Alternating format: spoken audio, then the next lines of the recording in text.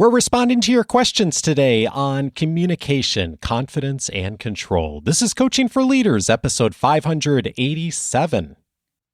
Produced by Innovate Learning, maximizing human potential.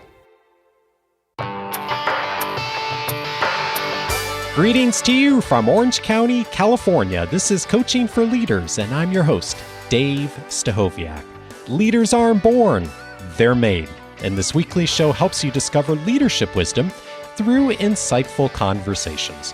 Several times a year, we take an episode and stop for a bit and respond to the questions that have come in from you, our listening community. If you have a question you would like to submit to us for consideration for a future question and answer episode, go over to coachingforleaders.com/feedback. That is the very best way for you to get it to us.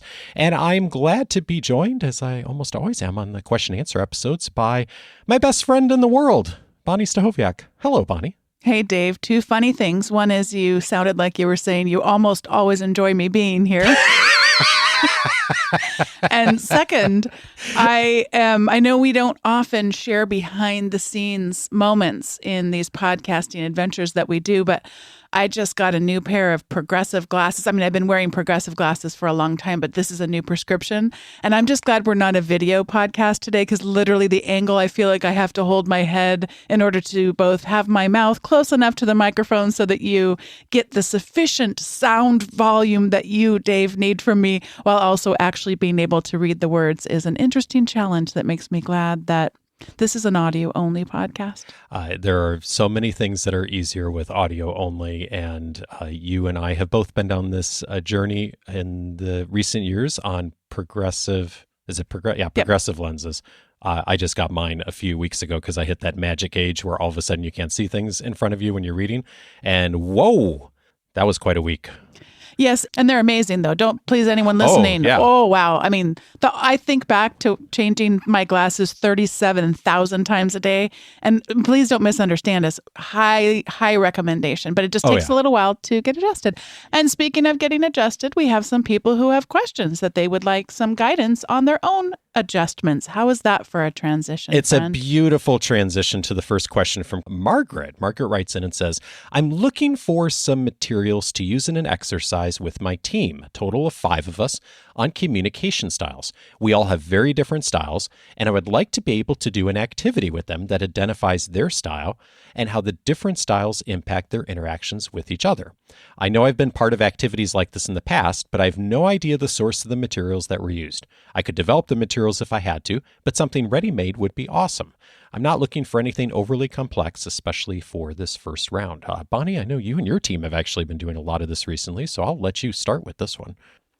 Well, specific to the question that you asked, we actually haven't been doing a lot about the communication styles, but more strengths in general, which I'll talk about in just a moment. But one of the things that when I was getting certified to do the Myers-Briggs type indicator, literally one page from all of the materials that our facilitators gave us still stands out to me and makes me chuckle on such a regular basis. So a single page, picture this, it is a continuum, everything from very indirect communication on one side of this continuum all the way to very direct. And the example they used is an example of you go to the refrigerator, you open the door, and you realize that you're out of milk. And so on the very indirect side of this continuum, the person might say something like, we're out of milk to their partner. And on the very direct side of things, the person may say, go get us some milk. And I just found the whole thing to be very hilarious at the time because I tend to be more of a direct communicator as my default setting. And that was the other thing that they really stressed is that all of us really as leaders, as people who want to influence other human beings, it can be very helpful when we can adapt to a given setting. So I know in certain settings, my natural default setting for direct communication is not going to be particularly helpful. So I'm self-aware of it to know that that is the case. and then to know how to adapt my communication style to fit a given context. I think it is really helpful, though, to know about ourselves, what our default setting might be. And to me, a communication around direct versus indirect communication could be a really healthy way. And one set of materials that I just think in general is great for communication in general within teams are the Go team resources that Dave has talked about on prior episodes, where he has had Susan Gerke speak about those resources. And Dave, you'll be able to put those in the show notes, I suspect. So that's just one quick exercise that I think people identifying what they notice about each other and what they notice about themselves and where they might notice themselves changing up their communication styles for a given context might be a healthy one. But Dave mentioned that I've been doing a lot of work with my team, and more broadly, I think really healthy communication we've been having on my various teams are around the Clifton strengths. And there are lots of the Clifton strengths, by the way. There are two different types of reports that you can glean from the organization. One would give you your top 5 strengths, but we have paid a little bit more money and gotten the report that lists all of the strengths from 1 all the way down to 34. And I will tell you, the conversations really get fascinating when you look at not just what the top 5 are, but the top 10, because really those are ones you can flex to pretty easily. But also the conversations around the bottom 5 have been both hysterical, but also really good, healthy, raw communication. Because if that, by the way, they don't say it's your weakness, but that is what it is. It's not a strength that you're going to benefit a lot trying to draw from, rather than trying to draw that out in other people who can complement your existing strengths. And so those have been really good conversations. A woman we've been working with on the Clifton strengths has identified the difference between a raw strength, or talent, they call it, or a refined strength. So sometimes and the expression I have used a lot is when the volume of our strengths gets turned up too loudly in certain contexts, how even our things that we're the best at can become not particularly helpful to us. And so just having that language for us has been really healthy and helpful to be able to name things that are happening, name dynamics that we see are occurring, but really has introduced a language across the entire team, not just those that are particularly interested in instruments like this. And it's really been an absolute blast getting to have those conversations and thinking more about how to use the best of the strengths that each of us bring to the team. Those were the first 2 resources I thought of as well, Bonni. So a second recommendation for Go Team resources. Past guest Susan Gerke, who's been on many times, as well as David Hutchens, who does the work on storytelling we've had featured many times on the show. They both authored Go Team resources. And the best way I can describe it is it is exactly what you're asking for, Margaret. It is a ready-made set of materials that is geared for leaders, facilitators, managers to be able to pick up and to be able to walk through with their team in a very simple and straightforward way. And we've had many folks in our listening community over the years, many of our members who have purchased them. By the way, they're very inexpensive. They've purchased the materials. They're just a couple $100 US, and then utilized it with their team. So we'll put a link in the episode notes for that, and also this week's weekly leadership guide. I think it's goteamresources.com, but I'll put the correct link in the guide.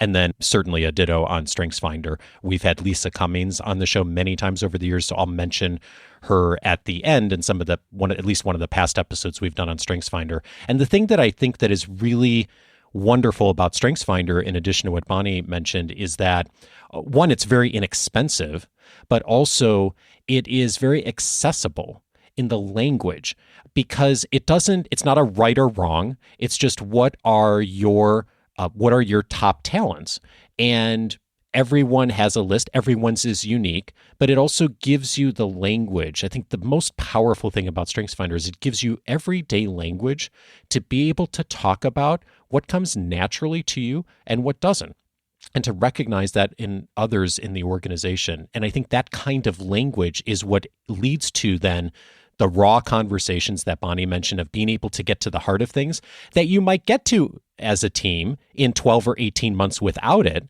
But StrengthsFinder has a wonderful way of being able to surface that more quickly and to be able to have an apparent and very focused conversation about the communication style differences and also many other differences as well, too. I would, in addition, add a book by Sarah Stein Greenberg, which I know Bonnie's actually gotten into as well, called Creative Acts for Curious People. We featured her on the show a few months ago, and Sarah's out at the design school at Stanford. And this book, we didn't talk about this very much in the episode, but the book is built around a whole series of exercises for teams. Some of them are related to creativity, some of them are related to communication, some of them are related to conflict, and tons of other areas.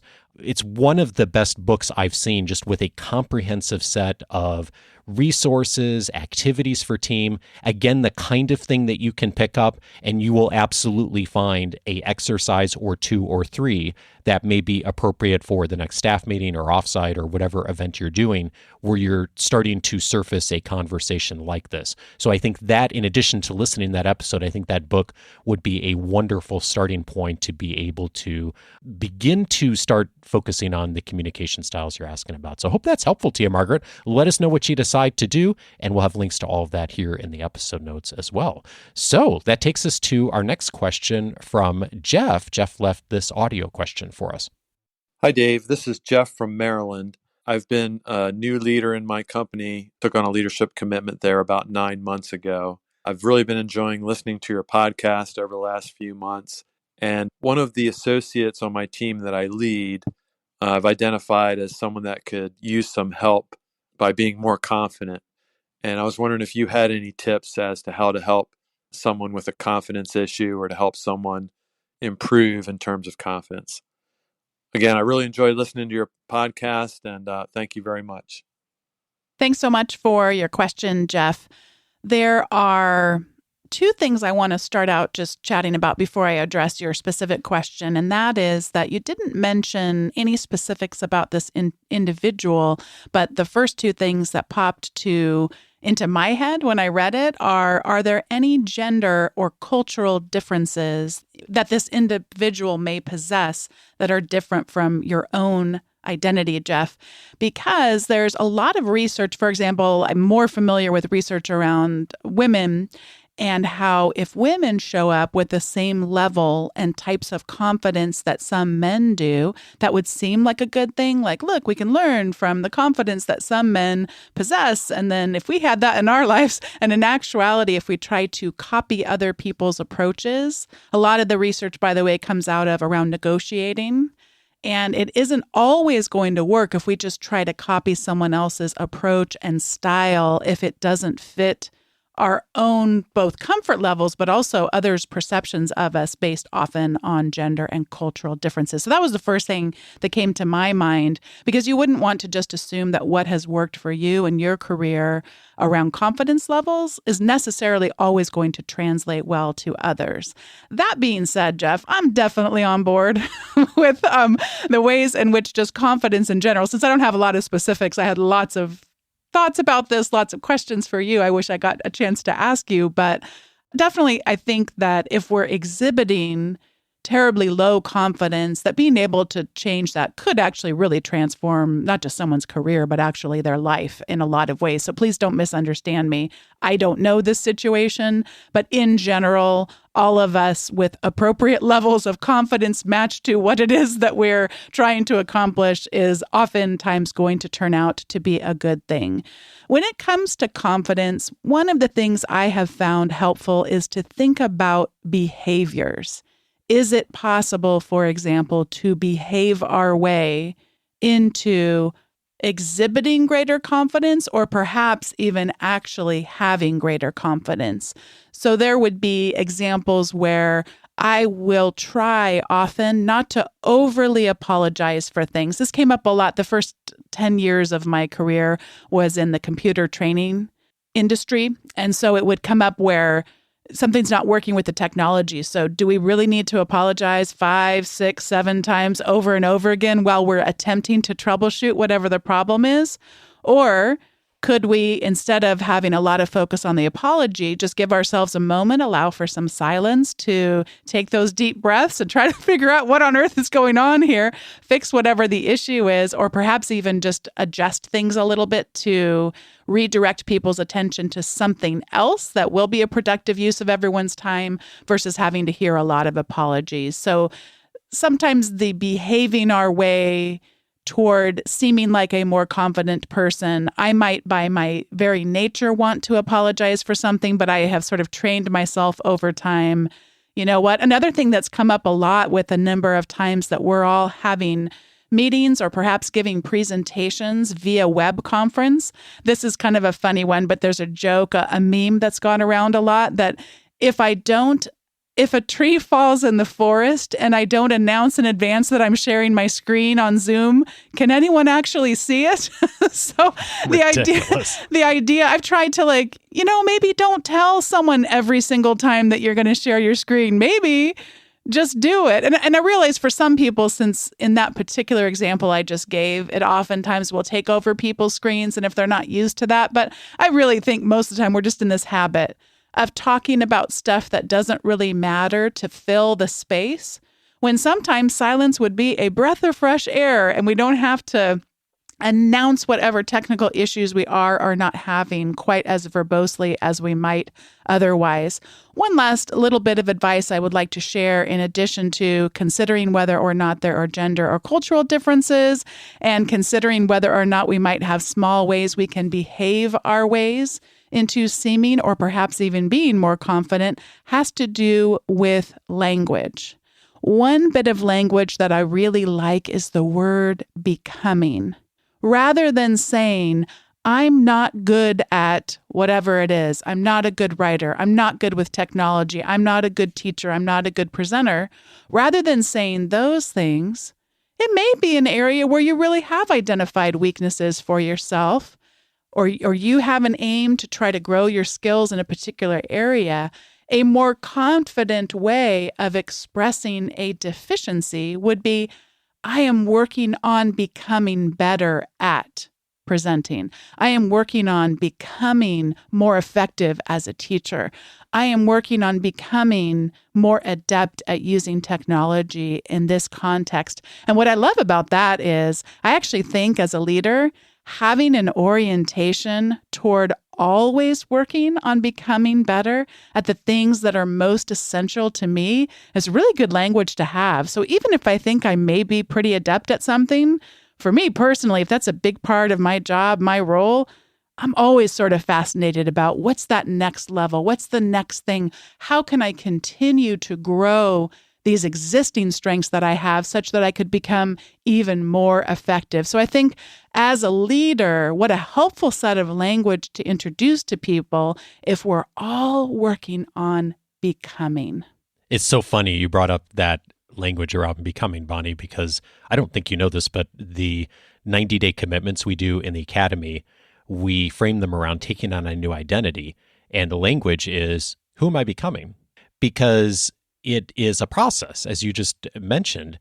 And what's interesting is that every time we put together the commitments about, okay, what am I going to do over the next 90 days to improve my skill or confidence in a particular area, the biggest place where I find myself jumping in and intervening from a coach and facilitation standpoint is trying to get our members to do less, because they set the bar so high for themselves that they might get traction for a few days, but they're so quick to want to jump in and say, hey, I'm going to spend 30, 45 minutes a day working on this. And the reality is, for most of us, is we just don't have that kind of time and bandwidth, and also that level of energy to keep that kind of achievement sustainable for a long period of time where it develops into a habit. And so the invitation I'm making just about every day is to get our academy members to take on less, to actually get it down to being something much more simple, to be able to clear the bar easy in 5 minutes a day or less is kind of our mantra around that. And I think that actually relates back to this question in a big way too, because when I think about confidence, it's about how can we have wins? How can we have wins for ourselves where we actually have a sense of accomplishment? And two things that I've seen work really well for this over the years. One of them comes from when I was a Carnegie instructor. Many of you know Dale Carnegie has been known for years as an organization of teaching people how to communicate more effectively, and particularly public speaking has been a big focus of Carnegie's work and helping people to develop confidence speaking in front of groups. And Carnegie was really brilliant on how he put together the framework for this in the programs. Is when folks would come to a course where they were learning on speaking, he would have people get up the very first day and just say their name in front of the group and then sit down. And that was it. And then the next time they'd come back to the class, the next day or the next week, they would come up and they would share a sentence about something. And then they'd sit down. And it was and for some people that was easy. For some people that was terrifying. And a lot of people fell somewhere in between where it was like, okay, I can say my name. I can then say a sentence. And we would set the bar very, very low, but we would consistently begin to move the bar up as people became more comfortable with being able to have those achievements. And it's really, really powerful to be able to have success and to feel that psychological success in being able to accomplish something. And so, Jeff, one of the things that you may consider with this employee, and being conscious of everything Bonni said, that there's perhaps gender, cultural, racial components of this depending on who this person is how do you help this person to experience success? If it is truly a confidence area, what are the things that you can set up that will help to set expectations with them of what's the success metric today on this project, on this micro moment or this particular skill area that will help them to get traction and to feel better about getting movement forward. And I have found this to be true for myself. One of the things that I do as a practice almost every working day is my friend Scott Barlow, who's the host of the Happen to Your Career podcast. He's been on a few times before. Scott and I have a call every morning, about 5 minutes. It's very short. And we set for each other, what are the 2 or 3 things we're working on today, the bars we're trying to clear.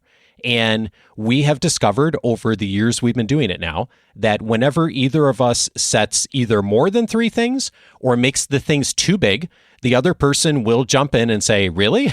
Are you sure you're going to try to do 5 or 6 things today? Or you really think you can do that based on like what I know about you and kind of your general schedule and energy level? And almost every time, if we try to do more than 3 or if we take on things that are too big, we end up having failure at the end of the day. And there's something to be said about at the very beginning of the day, just setting what's the success metric of making it achievable. And at the end of the day, being able to check 2 or 3 of those boxes, which is where we get most days. And even if I didn't achieve anything more than I would have if I didn't do that, by identifying in advance what success looks like and what are the bars I want to clear, it helps us both to make traction because we feel a sense of success and accomplishment. So, Jeff, I think one of the biggest things you can look for here is where can you help this person to experience success? What are the small initial steps on whatever you're working on with them that will help them to experience success? Look for opportunities to have them participate in, to have them interact with clients or peers or whatever the situation is, where they're likely to experience some early success. And they're likely to get some early wins. And then you build from there. And then I would be remiss if I didn't follow up on what Bonni said on thinking about some of the possible gender components here too. One episode I'd also invite everyone thinking about this to listen to is episode 556, End Imposter Syndrome in Your Organization. This is a very closely related topic. We tend to sometimes identify people as having imposter syndrome, of having low confidence in whatever they're doing. Women and women of color and minorities tend to hear this a lot more from managers inside organizations. And one of the things that I appreciate that Jodi Ann Beery reminded us of in that conversation is there are a lot of organizational components to this too. We tend to put that label on other folks and expect them to do the work, and we miss the opportunity that we have as managers, as leaders in organizations, to think about what do we need to do, what's the work we need to do to actually help people to find more success in the work they're doing, and where may some of the unintended obstacles be there. So that's also a place that I think would be really, really useful as a starting point, just to look at the broader picture here on confidence to help you and others support that in the organization. All right, so our final question comes from Christopher. Christopher writes, I thought episode 575 with Richard Ryerson was a compelling and helpful conversation, and I wanted to suggest you follow it up with another episode on the following topic. What to do if you've rationally and appropriately challenged authority. You have figuratively pointed to the warning indicator that is unmistakably flashing, and you don't have the authority to figuratively take over the aircraft. As a leader or manager, when is it okay to come to peace that if you've done everything in your power to advise on a situation, to accept that you don't have control over it and to let it go? Christopher, thank you so much for asking this question. A number of other folks reached out to me and mentioned that this conversation was helpful to them. For those who didn't listen, this was a conversation with Richard about his work as a pilot and how do they navigate power dynamics in the cockpit when something isn't working. If the co-pilot, the person with typically less authority in the cockpit, notices something that the pilot's doing that's unsafe, what's the progression of steps? And aviation has defined this really well. And I think there's a lot of lessons for us as leaders on this. One thing I would say about this in the context of your question, Christopher, is that most of the time, it isn't unmistakable. This is where the analogy perhaps breaks down from the cockpit to what we deal with in leadership every day, is that there are certainly situations where it is absolutely clear. For example, when the landing gear isn't put down and the plane is on final approach, or it's absolutely clear that that is a problem that needs to be addressed, and where the co-pilot eventually just takes control of the aircraft if the pilot has not done that. That's not most situations most of us deal with each day. And the reason it's not most is it's very rarely the case where it's a life safety situation, or it is absolutely unmistakably clear that the manager, leader, person in power, insert word here, is wrong. More of the time, it's a judgment call. It's, I really think this is the way the organization should go or the team should go, and the person in power disagrees with that, or your peers disagree with that, or the client disagrees with that. And that becomes a awkward situation. And to answer your question directly, Christopher, is there are times that I think that if, assuming it's not a life safety situation, where you have to assess, okay, how important is this to me? And all of us have situations that happen to us in our careers where we feel really strongly about something. The organization or the person in power has decided to go a different direction, and we need to make peace with that. And I think the times that we decide that we can't make peace with that is when lives are on the line, or ethics or morals or values are on the line that we cannot go along with. For me, and I'm only speaking for myself here, when I look back on my career, there have been very, very few situations where something like that has truly been the case. More often, it has been I have had very strong emotions about something, and I have listened to those emotions more clearly sometimes and have allowed them to crowd my judgment. So let me explain with an example. Years ago, when I was at Carnegie, my boss and I had a bit of an ongoing dispute about a way that we were running one of our programs. And by the way, we both had a great relationship. We regularly talked about things we disagreed on. But on this particular thing, it was a very respectful ongoing debate, but we were both in a very different place. And we had talked through it for a month or two, and ultimately a decision needed to be made. And he was very kind about it. Actually, looking back, he was probably too kind about it. But eventually he said, hey, we're going to go this direction. We're going to at least pilot it and try it out. And let me try this for 3 or 4 months and kind of see how it goes. And I really felt strongly that he was wrong, that it was going to be less of an experience for the clients we worked with, that it was going to generate issues in our coursework and in our classrooms, and that people weren't going to get the same results that they would get. And I felt really, really strongly about it, and so did several other people in the organization. But our boss said, hey, we're going to do this. So we did. And we got 6 months into piloting it the new way, and it became apparent that I was completely wrong. That not only was there no effect, there were actually some upsides from doing it this new way. And if you had asked me before all of that happened, if that would be the case, I would never have predicted that. But one of the reasons that I wasn't able to is because my emotions got in the way. And I think that sometimes we mistake our strong emotions for certainty. And I love the invitation from Susan David, who mentioned on the show a while ago that emotions are data, not direction. And I think that it's really incumbent upon all of us is that when we feel strongly about something is to say that, to back that up with evidence, to make sure the organization knows that. I think we owe it to our organizations and to all of our stakeholders that when we truly believe that the organization's heading in the wrong direction, to say that. And in a life safety situation, like in an airplane, like in a medical procedure, to sometimes intervene and take over, right? If we know with certainty that something's going wrong.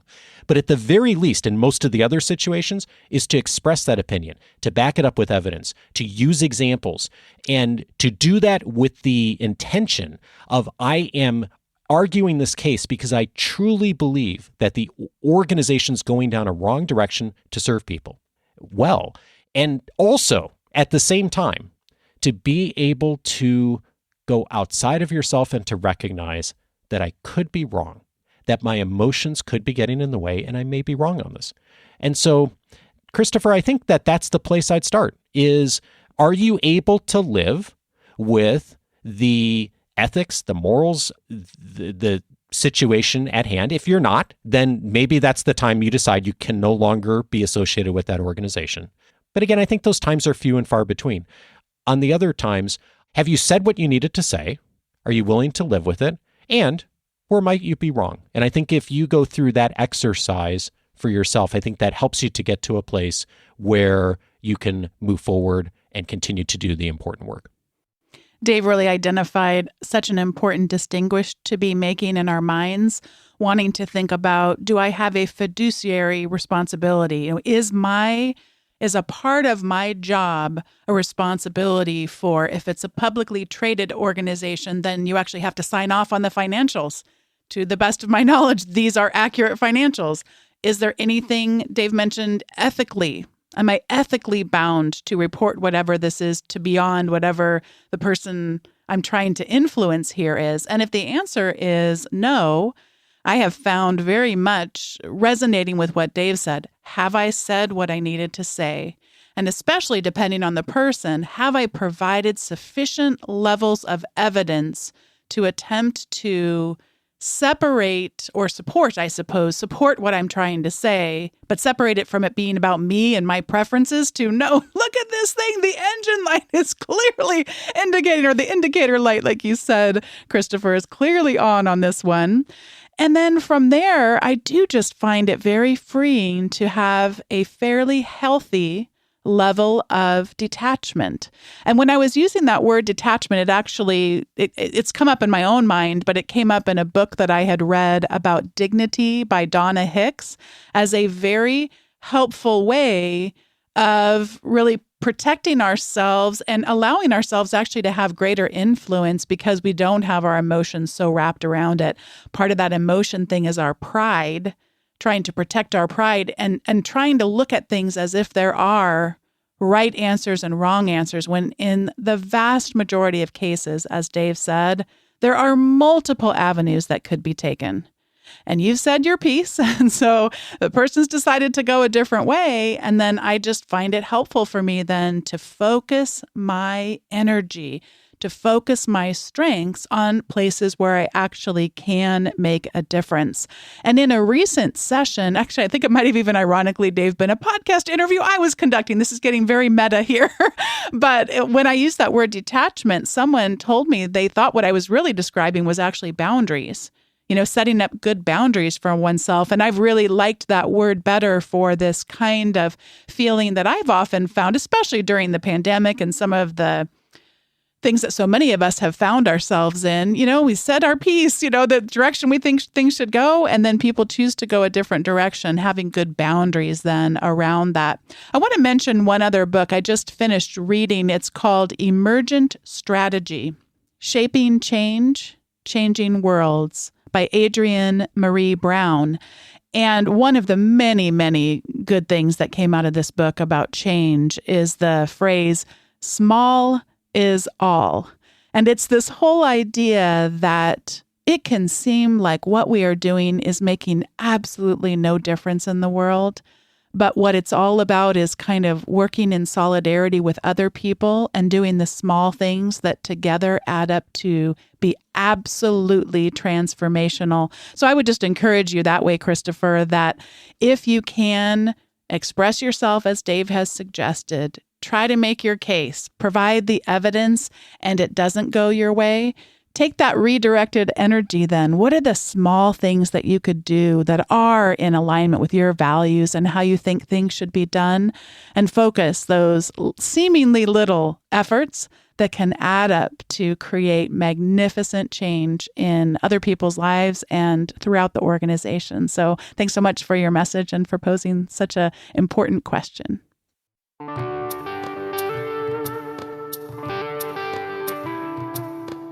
Bonni and I mentioned a number of resources in this conversation. I've linked them all up in the episode notes. They'll also be in this week's weekly leadership guide. And if the questions here got you thinking about what you may do next, several related episodes that will dive even further into some of the details. One of them I'd recommend is episode 293, How Teams Use StrengthsFinder Results. Lisa Cummings was my guest on that episode. She's a friend and really the top expert I know on StrengthsFinder. She has for many, many years been running an organization that entirely focuses on helping teams to utilize StrengthsFinder well inside organizations and has facilitated thousands and thousands of hours over the years. She's also the host of the Lead Through Strengths podcast. In episode 293, Lisa and I talk through if you are a manager of a team and you decide to utilize StrengthsFinder, what do you do next? How do you actually do that? What kind of conversations and exercises would you have afterwards? Of course, one option is to bring in someone like Lisa, but there's a lot of things you can begin with on your own as starting points.